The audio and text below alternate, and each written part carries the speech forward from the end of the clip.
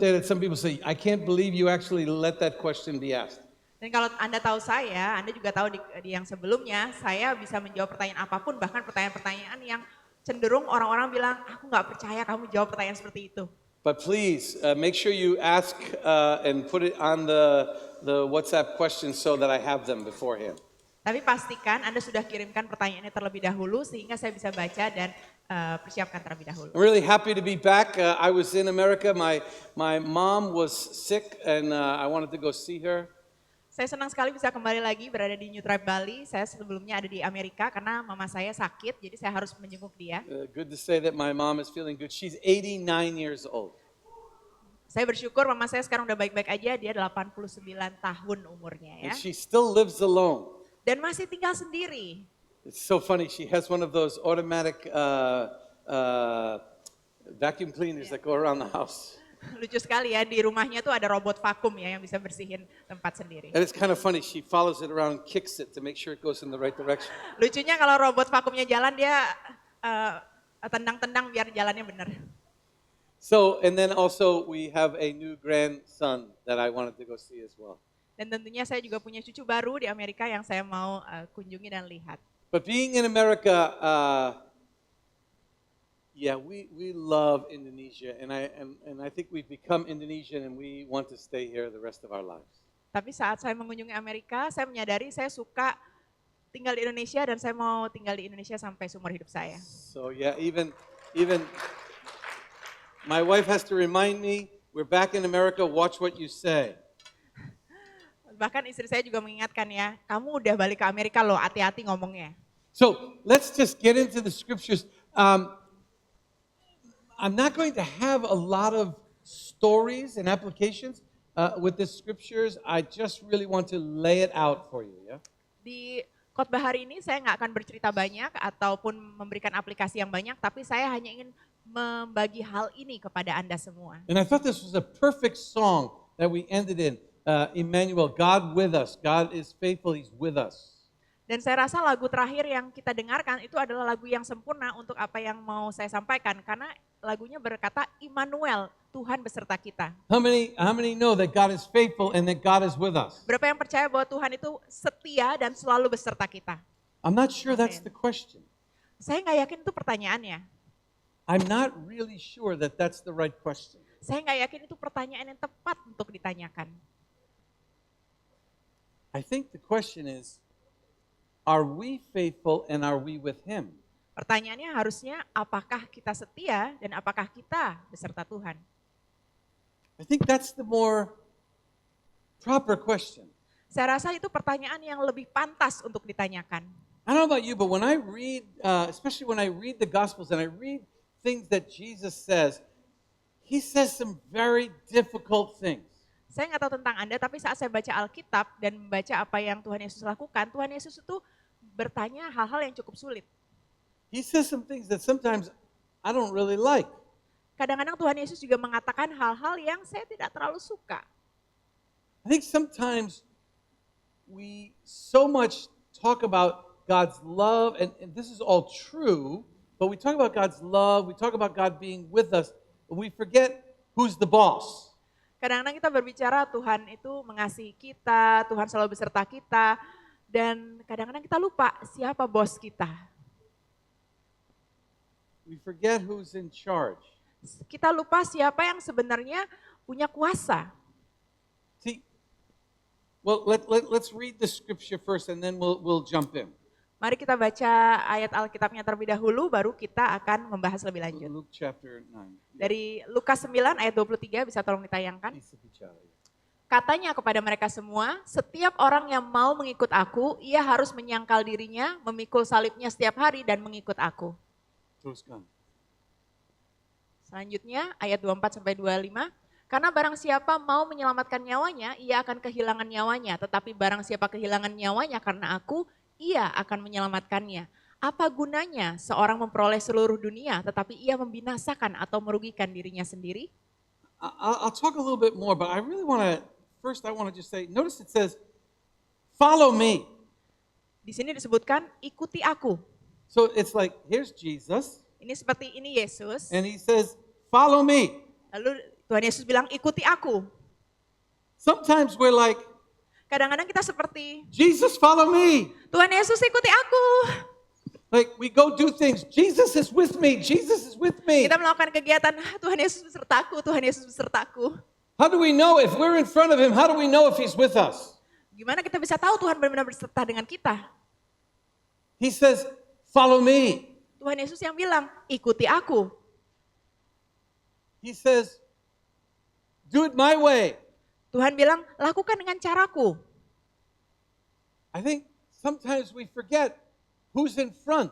Kadang-kadang kita lupa siapa yang seharusnya berjalan di depan. Oftentimes, I think the way we think is when we say God is with us, we think we do whatever we want and he is with us. Yes and no. Kadang-kadang kita berpikir waktu kita bilang, oh Tuhan itu besertaku. Kita lakuin aja apa yang mau kita lakukan, Tuhan besertaku. Bisa iya, bisa enggak. There are times where God is with us, Ada waktunya di mana Tuhan itu beserta dengan kita, but he's not for what we're doing. tapi dia tidak setuju dengan apa yang kita lakukan. So he's kind of standing there, Jadi Tuhan itu berdiam saja di situ, and we can see that he's with us, dan kita bisa lihat dia juga beserta dengan kita, but his hand is not on what our hand is on. tapi tangannya tidak berada di atas tangan kita yang sedang kita lakukan. And we have to be very careful for this. Dan kita harus berhati-hati dalam hal ini. So I want to walk through this passage because this is a very difficult passage. Jadi saya mau menguraikan ayat ini lebih lagi karena ini adalah ayat yang cukup sulit. It starts out quite easy. Awalnya terlihat mudah. It's basically an invitation that is extended to anyone. Ini adalah sebuah undangan yang diberikan untuk semua orang. He says, if any of you, that's what he says. Dikatakan bahwa jika ada dari kalian semua, untuk semuanya. By the way, that was kind of radical back then because, usually it was just only the Jews, but now he's saying, if anyone. Karena di zaman itu ya cukup radikal, karena zaman itu biasanya undangan untuk bangsa Yahudi saja, tapi Yesus mengatakan jika semuanya, Anda semua. He says this over and over. He says in John chapter 7, he says, if anyone is thirsty. Dia mengatakan hal ini berulang-ulang di Yohanes 7 ayat 37, jika ada yang haus. Revelation 3, if anyone hears my voice. Wahyu 3, jika ada yang mendengar suaraku. John 12, if anyone serves me. Yohanes 12, jika ada yang mau melayani aku. Luke 14, if anyone wants to follow me. Lukas 14, jika ada yang mau mengikut aku. So it's beautiful. The invitation is for anyone. Jadi ini sangat indah ya, undangannya untuk kita semua. He doesn't care what the color of your skin is. Dia nggak peduli apa warna kulit kita. He doesn't care what your KTP says. Dia tidak peduli apa yang KTP Anda He bilang. doesn't care how much money you have. Dia nggak peduli berapa banyak uang yang Anda He punya. doesn't care where you live. Dia nggak peduli di mana Anda He tinggal. basically says, he gives an invitation to everyone. If anyone wants to follow me. Yesus berkata bahwa dia memberikan undangannya kepada setiap orang jika kamu mau mengikut aku. So the first thing is, do you want to receive that invitation to follow him? Jadi yang pertama yang harus kita tanyakan adalah apakah kita mau menerima undangan itu untuk mengikuti Yesus? Now, well, I'll just say it now. And this idea of following means that like we follow him. Ya, jadi kalau kita bilang mengikuti, artinya kita mengikuti orang itu. So when he goes right, we go right. Kalau dia belok kanan, kita ke kanan. When he goes left, we go left. Kalau dia ke kiri, kita ke kiri. When he walks off a cliff, we walk off the cliff. Kalau dia lompat dari tebing, kita lompat dari tebing. When he leads us into famine and no food, we follow. Kalau dia membimbing kita ke tanah yang kelaparan dan tidak ada makanan, ya kita ikuti saja. Sometimes I think it's funny because he says, if anybody wants. Kadang-kadang lucu ya, karena Tuhan bilang jika ada yang ingin atau mau. How many want to walk into hard times? Berapa orang yang mau berjalan menuju masa-masa sulit?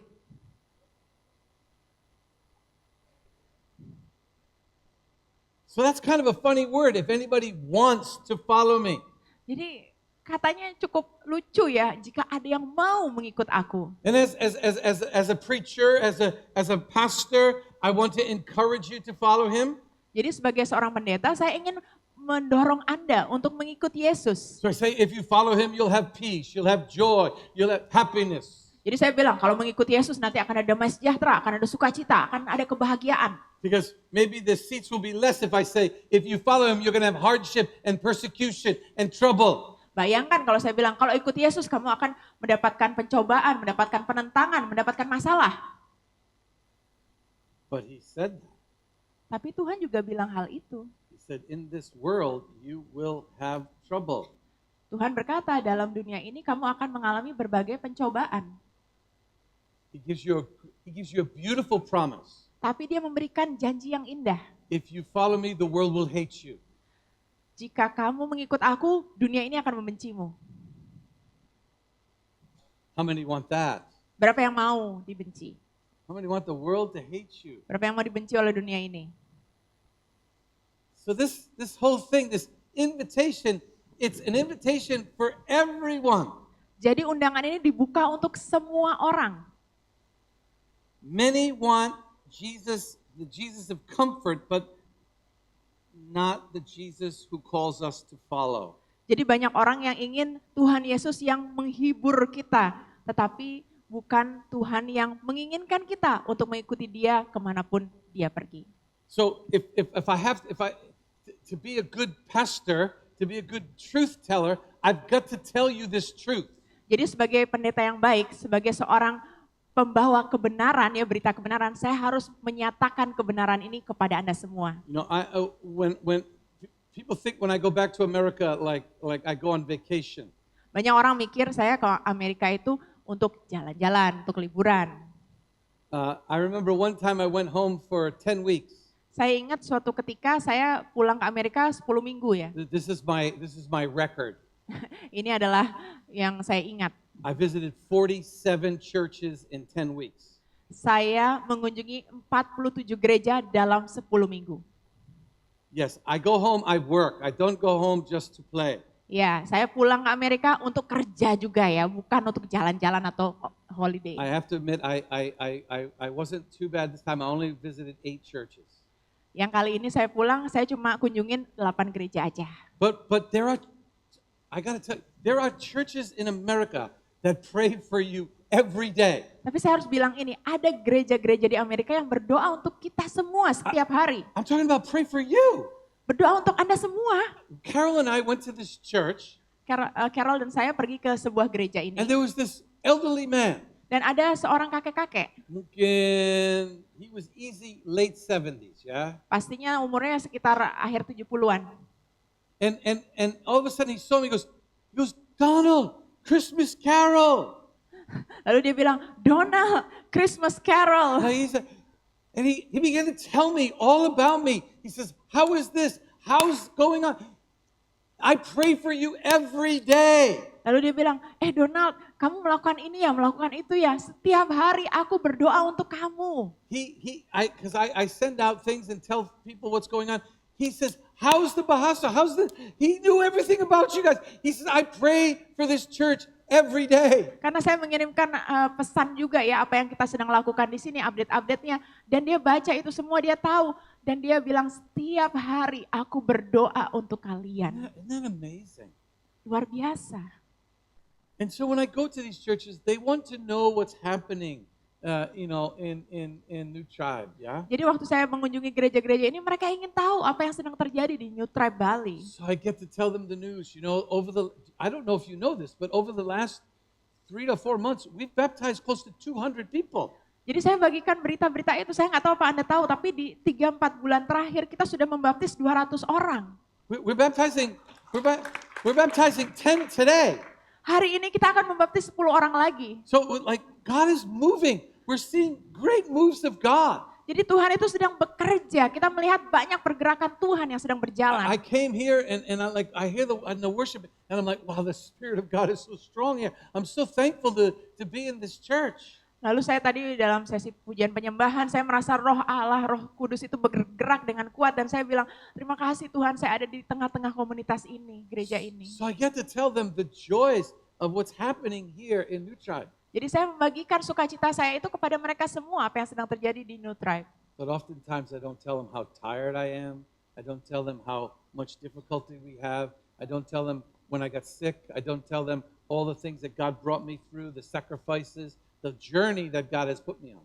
Tapi saya tidak bilang sama mereka seberapa lelah saya, seberapa banyak kesulitan yang saya hadapi, seberapa banyak tantangan-tantangan yang harus kita lalui. Saya nggak menceritakan secara detail apa saja proses perjalanan yang terjadi sebenarnya. You know, the scripture, God gives us a scripture that discusses this. Karena di Alkitab Tuhan juga memberikan ayat ini.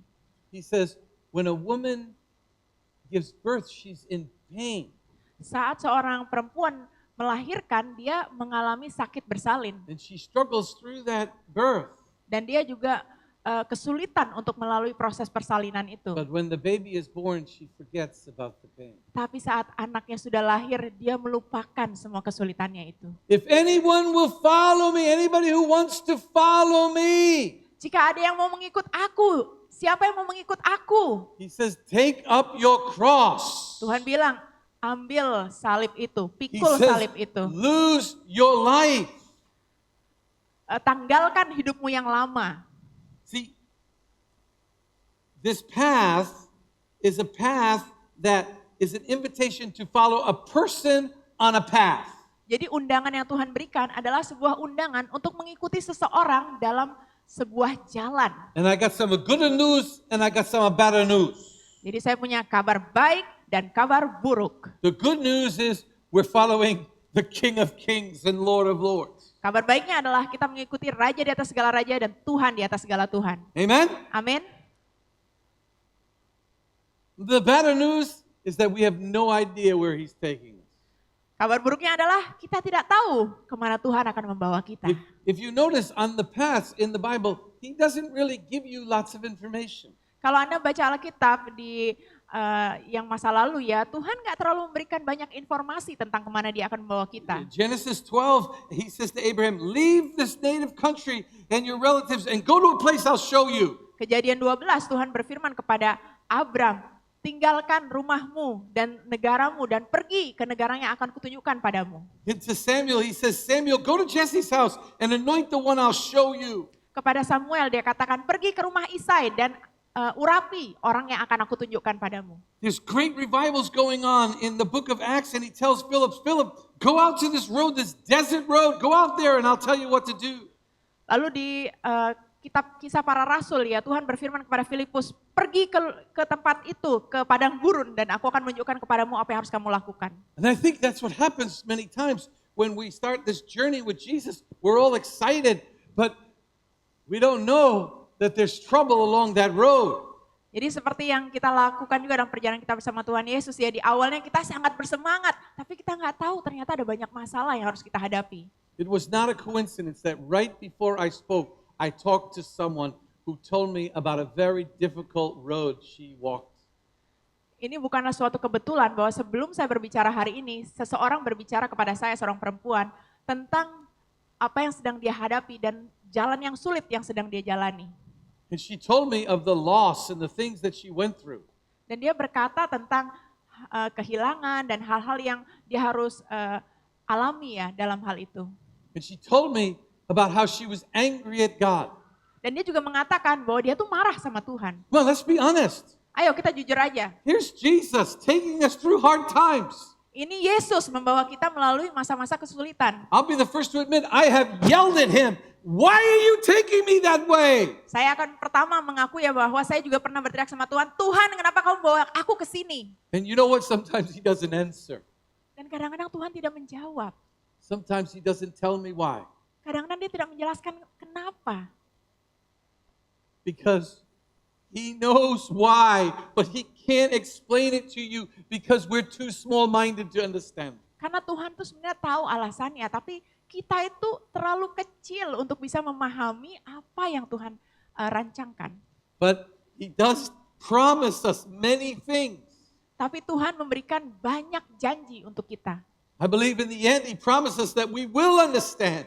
Dan saya percaya pada janjinya itu bahwa suatu hari kita akan mengerti.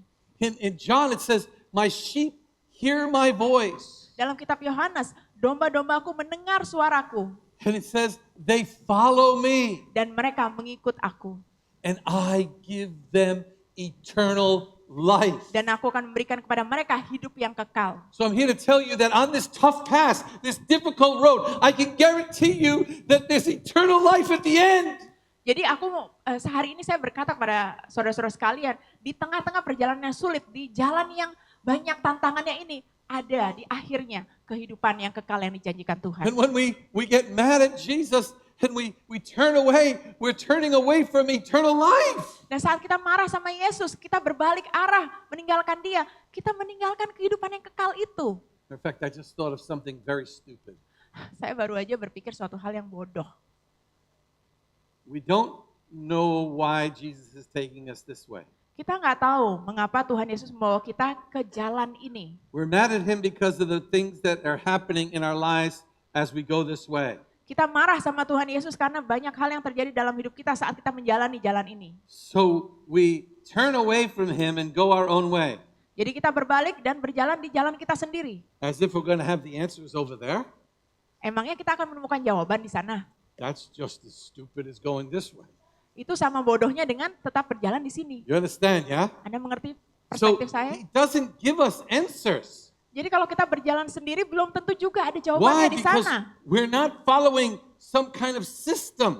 Kenapa? Karena kita juga tidak mengikuti sebuah sistem. We're not kind of following some kind of rules and regulations. Karena kita tidak mengikuti peraturan atau aturan-aturan. Because when we decide to follow a person on this journey, Karena jika kita memutuskan untuk mengikuti seseorang dalam perjalanan ini, path is not ours to define, it's God's.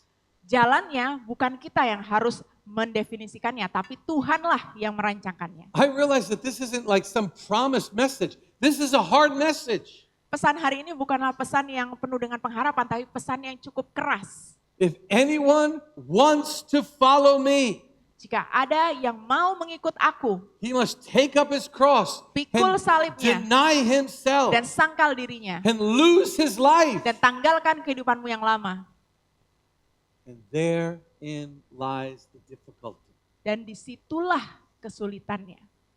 So we follow a person who is on a path who doesn't tell us what's going on. Jadi kita mengikuti seseorang dalam sebuah perjalanan yang orang itu tidak bilang kemana kita akan pergi dan apa yang akan kita hadapi. Now I can tell you that this path makes you as you make impact. The path makes you as you make impact. Jadi saya Impact. mau bilang bahwa jalan ini akan membuat Anda saat Anda juga melakukan dampak itu. I even want to change the way I say that. Saya mau menggantikan cara ngomong ini ya. This path makes you Jalan ini akan menjadikan Anda seseorang. so that you can make impact. Supaya Anda juga bisa menjadi seseorang yang memberikan dampak.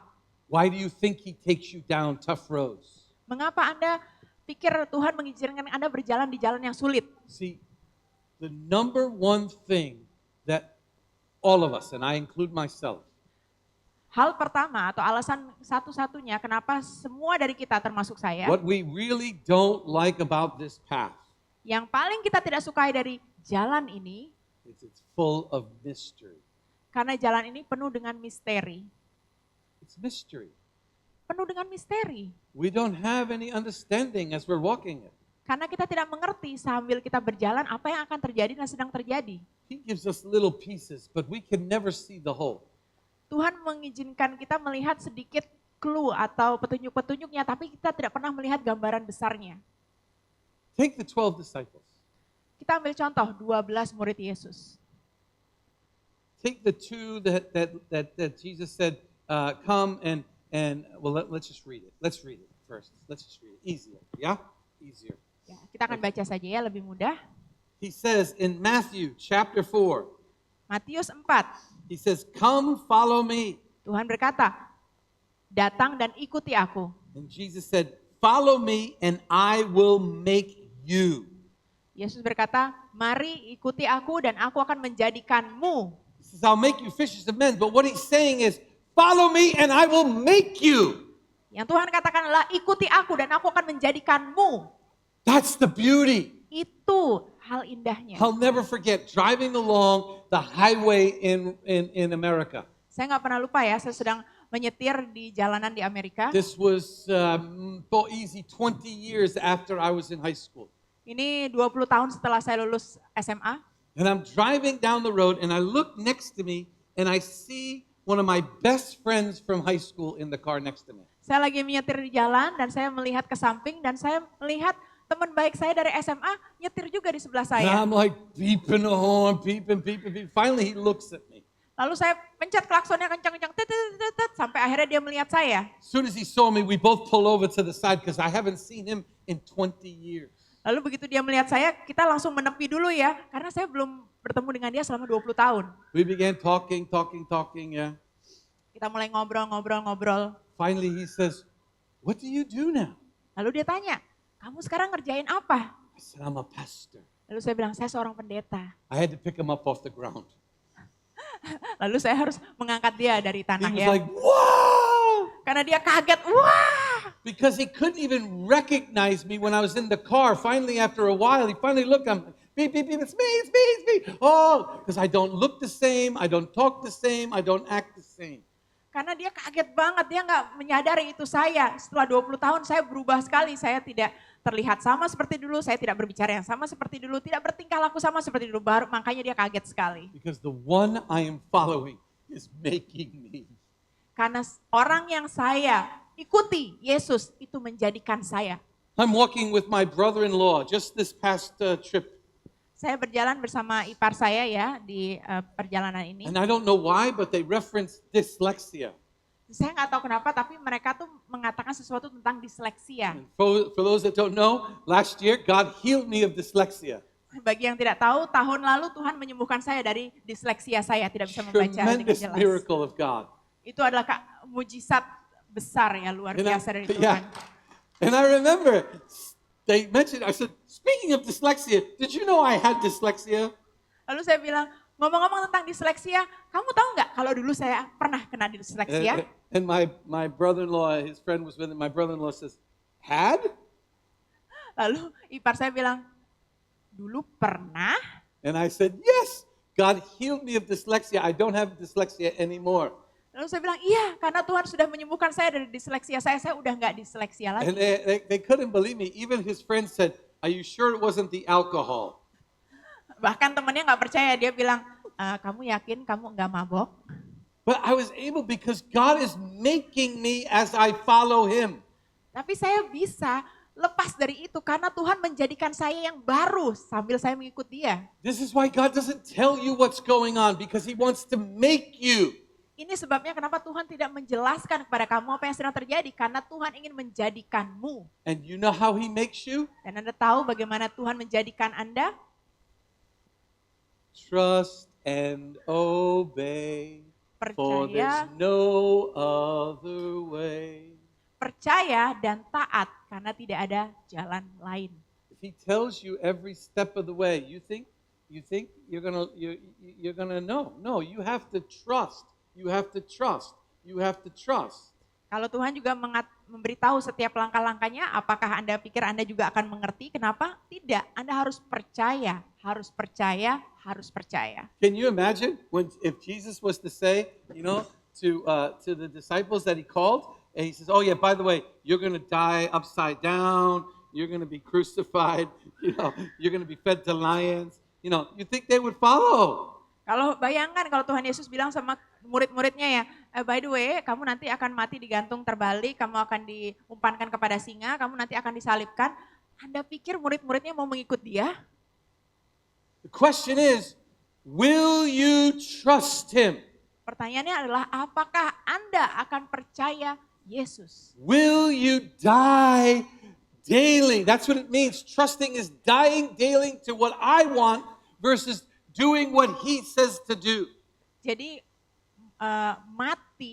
percaya itu artinya adalah setiap hari kita mati atas keinginan kita sendiri dan melakukan apa yang Tuhan mau kita lakukan. Over and over again, and even I do it, we find ourselves working and saying, God bless, God bless, God bless.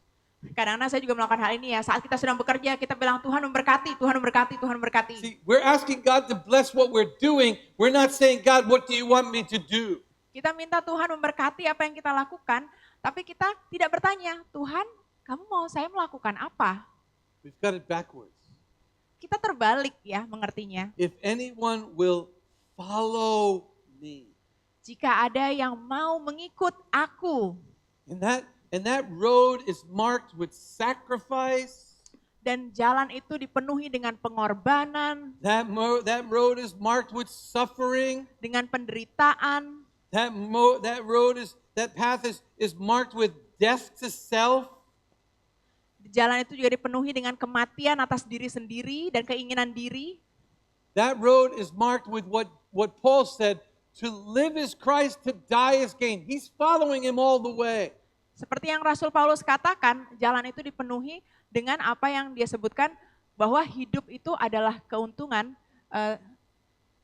hidup itu adalah Kristus dan mati itu adalah keuntungan. The question is, will you follow him Pertanyaannya adalah apakah Anda akan mengikut Yesus all the way?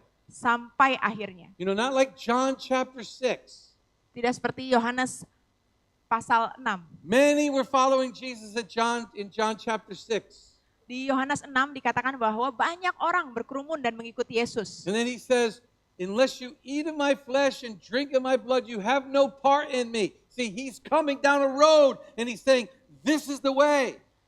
Lalu Yesus berkata, jika kamu tidak memakan tubuhku dan meminum darahku, kamu tidak akan mendapatkan itu. Jadi Tuhan sedang menunjukkan jalannya dan kita disuruh untuk berjalan ke arah itu. And it says that day many left him. Dan juga dicatat di Alkitab bahwa di hari itu banyak yang meninggalkan dia. And then he turns to the disciples and he says, will you leave me also? Dan dia berpaling kepada murid-muridnya dan dia bertanya, apakah kamu juga akan meninggalkan aku? You see, they had given up so much. It was too late for them. Murid-muridnya itu sudah berkorban terlalu banyak, sudah terlambat untuk mereka. He says, to whom shall we go? You have the words of eternal life. Lalu muridnya berkata, Tuhan, kepada siapa kita bisa pergi? Firman-Mu adalah perkataan yang hidup. So I know this message is hard, but what this message is saying is, are you still holding on to something, or will you let it go and die and follow Jesus completely? Jadi pertanyaannya adalah apakah Anda masih memegang sesuatu yang belum mau Anda lepaskan, atau Anda akan percaya dan melepaskan semua itu untuk bisa berpegang sepenuhnya pada Yesus. He says it in another way. He says, if any man puts his hand to the plow and looks back, he's not worthy of me. These are hard things. Ini adalah kebenaran yang sulit. Dia juga mengatakan jika ada yang memegang tangannya pada alat pengerikan dan dia berpaling ke belakang, dia tidak layak atas aku. Where are you on your walk with God? Di mana Anda dalam perjalanan Anda bersama Tuhan? So it's an invitation for everyone, but it's an invitation to follow a person on a path and you have no idea where he's going. Jadi ini adalah undangan untuk kita semua, undangan untuk mengikuti seseorang dalam sebuah jalan yang dia sedang jalani, di mana kita tidak tahu kemana kita akan pergi dan apa yang akan kita lakukan. Finally, how do you get on this path? Jadi ya, poin terakhir adalah bagaimana caranya kita untuk berjalan di jalan ini. 3 things. 3 hal, Leaving, meninggalkan, learning, belajar, and listening. dan mendengarkan. He says, you must leave your nets and follow me. Tuhan mengatakan kepada murid-muridnya, tinggalkan jalamu dan ikuti aku. Whoever loses his life for my sake will save it. You must lose your life. Siapapun yang kehilangan nyawanya dan hidupnya karena aku akan mendapatkannya. Hilangkan kehidupanmu yang lama, tanggalkan yang lama. Let him deny himself and take up your cross. Sangkal dirimu dan pikul salibmu. You don't add to the life, you lose your life for him. Jadi kita tidak menambahkan Yesus ke dalam hidup kita menanggalkan kehidupan kita yang lama untuk dia. Cross is not some decoration that you wear, it is a life that you live. Salib itu bukan sebuah dekorasi yang kita pakai, tapi itu adalah cara hidup kita. He says in John 21, he says to Peter, he says, someone else will dress you and lead you where you do not want to go. Yohanes 21, Yesus mengatakan kepada Petrus, seseorang akan memimpin engkau ke jalan yang engkau tidak mau pergi. That's why that worship team, you want to come out because I want to sing that song. Ya, worship team boleh Except I want to change mulai the lagi. words. Kita akan menyanyikan lagu itu, tapi kita ganti sedikit ya. We say, Emmanuel, God with us. Kita katakan, Immanuel, Tuhan beserta We're going kita. to change the words. I Kita don't know how we're ganti. going to do it, but we're going to do it. Katanya, saya nggak tahu caranya, tapi kita akan lakukan itu. Number 2, learning His ways and His thoughts. Hal kedua adalah belajar memahami cara pikir Tuhan dan pikiran Tuhan. John 6, when they were talking about leaving, the disciples said, these are hard words to understand. Who can accept them? Yohanes 6 yang tadi ya, murid-muridnya berkata, Tuhan ini adalah perkataan yang sulit, siapa yang bisa mengerti hal ini? It's funny. They say, these are hard words. Who can accept them? Mereka berkata, ini perkataan yang sulit, siapa yang bisa menerima ini? You don't see Jesus going, yes, I know they're hard words. Tapi kita nggak melihat Tuhan Yesus bilang, iya saya tahu ini perkataan He yang doesn't even say sulit. it. He goes, why? Does it offend you now too? Does it offend you too? Tapi Tuhan bilang, kenapa sekarang ini menyinggung kamu juga? Jesus does not compromise with what he is saying. Tuhan tidak pernah berkompromi dengan apa perkataannya. He wants you to have life and that more abundantly. And it's on that path. Tuhan mau kita hidup berkelimpahan dan dia menuntun kita di jalan itu. That is a great word that Daniel spoke. He wants to give you life and more abundantly. And it's on that path following him. Seperti yang Daniel tadi katakan, Tuhan memberikan kita kehidupan dan kehidupan yang berkelimpahan, tapi itu ada di jalan itu. Dia mau kita mengikuti dia. It's not in your bank account, it's not in your family, it's not in drugs, it's not in all, it's following him, it's dying to yourself. Jadi bukan ada di rekening bank kita, bukan di keluarga kita, bukan di narkoba atau di hal lainnya, tapi di jalan itu di mana kita mengikuti dia. So we have to learn his ways. Jadi kita harus belajar caranya Tuhan. And then finally we have to listen to his voice. Lalu yang ketiga adalah mendengarkan suaranya. I already quoted it. John 10. My sheep listen to my voice. Tadi saya sudah sempat sebutkan Yohanes 10, domba-dombaku mendengar suaraku. I know them and they follow me. Aku mengenal mereka dan mereka mengikuti aku. And I give them eternal life. Dan aku memberikan kepada mereka kehidupan yang kekal. The interesting thing about this invitation that Jesus has given, Hal yang menarik dari undangan yang Tuhan Yesus berikan it's your choice. adalah itu pilihan kita. It is a free choice to follow. Kita punya pilihan yang bebas untuk memilih untuk mengikuti dia. I don't see Jesus in John chapter 6 when many leave. I don't see him saying, come back, come back. Di Yohanes 6 itu dicatat, saya tidak melihat ya Yesus waktu orang-orang meninggalkan dia bilang, ayo balik sini, balik sini. He just keeps walking the path and he asks you to follow him. Tuhan tetap berjalan di jalannya dan dia minta kita untuk mengikuti dia. So the question is will you say yes to the invitation? Jadi pertanyaannya adalah, apakah Anda akan bilang iya pada undangan Yesus itu? Will you leave your nets? Will you leave the things you're holding on to and follow him? Apakah Anda akan meninggalkan jala Anda atau hal-hal yang sedang Anda pegang dan mengikuti Yesus? These are his disciples. Ini adalah murid-muridnya Yesus. I know this is a difficult message, but I want to be honest. I have to give you the truth. Saya tahu pesan ini tidak mudah dan sulit ya, tapi saya harus memberikan kebenarannya kepada Anda. God does not work for us. Tuhan tidak bekerja untuk kita.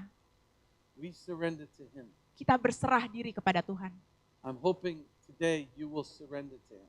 Saya harap hari ini Anda bisa berserah diri sepenuhnya pada Tuhan. And we're going to try to change the words to that song, Emmanuel. Kita akan berusaha mengganti kata di lagu itu ya, Immanuel. So instead of saying, Emmanuel, God with us, Jadi, we are with you, God. We'll go wherever you go. Are you going to do that? I'm going to say that. Okay, get me the song going, I can get it to you. Give me the chorus.